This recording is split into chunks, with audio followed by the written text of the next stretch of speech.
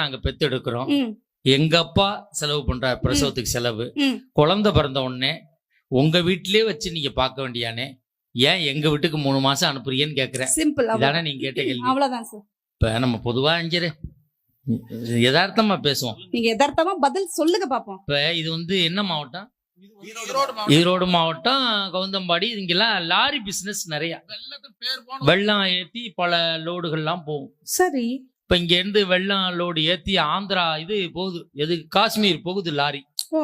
வண்டி லோடு ஏத்திடுச்சு. ம், அங்க போய் லோடு இறக்குறாங்க. ம்.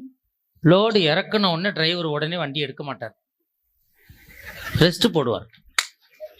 நான் லாரியை தான் சொல்றேன். லாரி பிசினஸ் இருக்குல்ல, டயர் எல்லாம் ஒழுங்கா இருக்கான்னு ஒரு தடவை செக் பண்ணுவார், கிரீஸ் அடிப்பார்.